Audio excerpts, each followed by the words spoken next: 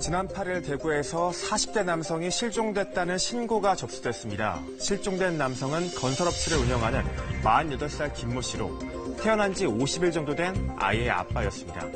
김 씨는 같은 회사 전무를 데리고 거래처 사람들을 만나러 나간 뒤 감쪽같이 사라졌습니다. 가족들은 애타는 마음에 전단과 현수막까지 만들어 김 씨를 찾아 나섰는데요. 하지만 실종됐던 김 씨는 결국 싸늘한 시신으로 발견됐습니다. 김 씨를 살해한 사람은 실종 직전까지 함께했던 같은 회사의 전무였습니다. 그는 왜 자신이 다니는 회사의 사장을 살해한 걸까요? 사건을 뉴스 따라잡기에서 취재했습니다. 지난 9일 경북 영천시 국도변의 한 주유소입니다. 흰색 승용차를 타고 온 남성이 주유는 하지 않은 채 직원에게 다가옵니다.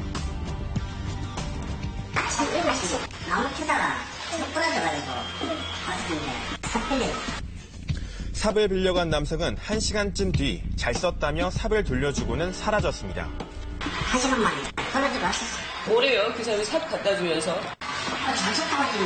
잠수타까지. 말끔한 차림으로 이른 아침 삽을 빌려간 남성은 44살 조모 씨. 조 씨는 한 건설회사에서 전무로 일하고 있었습니다. 그런데 공교롭게도 이날 경찰엔 조 씨가 일하는 건설업체 사장 48살 김모 씨가 실종됐다는 신고가 들어왔습니다. 도대체 무슨 일이 있었던 걸까? 대구 지역에서 건설업체를 운영하는 김 씨는 지난 8일 거래처 사장들과 골프 약속을 위해 집을 나섰습니다. 이후 저녁 시간이 다 될 무렵 김 씨는 아내에게 전화를 걸었고 이후 갑자기 연락이 끊겼습니다. 갑자기 경찰관한테 바퀴에 전화를 하거든요. 자기가 전화를 갑자기 연락 끊겼어요. 그냥 걱정됐죠. 그리고 새벽에 전화를 안 받고 아침부터 전화 안 받고. 김 씨의 아내는 밤새 잠도 못 자고 남편을 기다렸지만 끝내 남편으로부터 연락은 오지 않았습니다. 내가 오게 싫었잖아. 이 소식이 있으니까 마음이 미치겠더라고. 하루 늦게 만져갖고 6시 다 전화했거든. 오빠 이런 사람 아닌데 자꾸 전화만 받고 나쁜 일이 있겠지. 애 같아가 제주도 오셨거든. 날이 밝자마자 김 씨의 아내는 회사에 전화를 걸었고 실종된 김 씨가 회사 전무인 조 씨와 함께 있었다는 사실을 알게 됩니다. 조 씨에게 자초지종을 물으니 조 씨는 김 씨와 함께 골프 모임에 나갔다가 술을 마시며 저녁 식사를 했고 밤 9시쯤 대구 시내 한 버스 정류장에 김 씨를 내려줬다고 말했습니다. 사장님이 내가 좀 잘못 느껴갖고 또 내가 선택하기만 못했는데 아무리 신데도 핸드폰 있고 시간 걸리는 거 많았거든요. 혼자 쓰는 거 같고 그랬어요. 경찰한테 전화니까 핸드폰 끄딱 하더라고요. 조 씨 말대로라면 김 씨가 혼자 술을 마시겠다고 해 대구 시내에서 헤어졌고 이후 행적이 묘연한 상태. 마지막까지 김 씨와 함께 있던 조 씨는 김 씨의 실종 신고를 하러 간다는 말에 선뜻 경찰서까지 따라가 주기도 했습니다.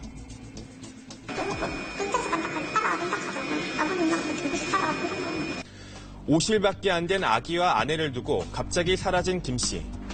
가족들은 전단과 현수막까지 만들어 김 씨 찾기에 나섰습니다. 제발 무사히 돌아오기만을 간절히 바라며 당일 김 씨의 행적을 수소문했는데요. 그런데 실종 당일 마지막까지 함께했던 조 씨의 이야기를 들으면 들을수록 뭔가 좀 이상했습니다. 식사는 부산에 그래. 술집에서부터 서서히 먹다가 술잔도 못 들고 젓가락질도 못하고 갑자기 사람 백설이 어떡하더라고요. 한 부산에 자고 그러면 붙어서 끌어나가는데 술도 못 먹는 상태에서 물통에서 질질 끌어나갔다 하더라고요. 거기서 이상하다고 느꼈거든요. 주량이 약하지도 않은 김 씨가 폭탄주 2잔에 쓰러졌다는 겁니다. 그런데 경찰 역시 마지막 목격자인 조 씨의 진술을 토대로 수사를 진행하다 뭔가 석연치 않은 점을 발견합니다. 자신이 있으면 저를 이용하여 피해자를 마지막으로 만촌동 모 아파트 앞 버스 승용장에 내려주었다고 주장하고 있으나 주변 CCTV 영상 등을 분석한 결과 거짓말을 부른 것으로. 김 씨가 실종된 직후 조 씨의 행적도 수상했습니다. 실종 다음 날 이른 아침부터 주유소에 들려 삽을 빌린 것은 물론 조 씨가 자신의 차량 블랙박스 메모리 카드를 교체한 사실도 추가로 드러난 겁니다. 범행 이후 시점에 피해자가 새 것으로 구입한 것으로 저희가 확인했습니다. 그 이전의 메모리는 본인이 파괴한 것으로 알고 있습니다. 지난 19일 경찰은 조 씨가 김 씨를 살해하고 시신을 유기한 것으로 보고 조 씨를 긴급 체포했습니다. 진술을 거부하던 조 씨는 경찰의 계속된 증거 제시와 추궁에 결국 범행을 자백합니다.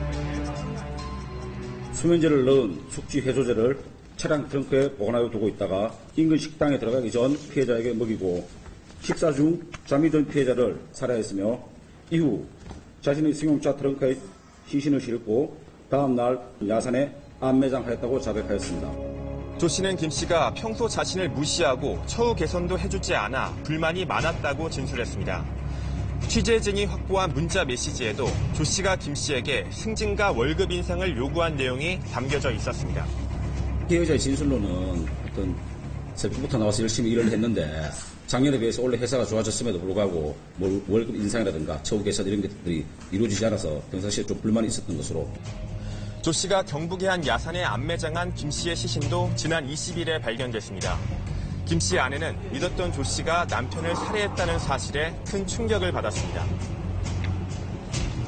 어릴 때처럼 거의 지내니까 당연히 그냥 나쁜 사람이 아니라고 생각했는데 열심히 해서 나갔어. 그러면 주주부가 좀 되게 싹싹하고 그리고 무슨 일 있으면 많이 도와주고 인정하기 싫었거든.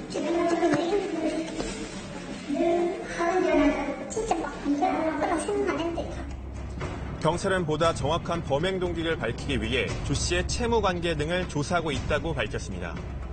압수수색 입장을 해가 계좌 분석이라든지 피해자한테 뭐 돈을 빌렸다든지 출동이 있다든지 금전 문제라든지 확보한 증거를 토대로 나가야.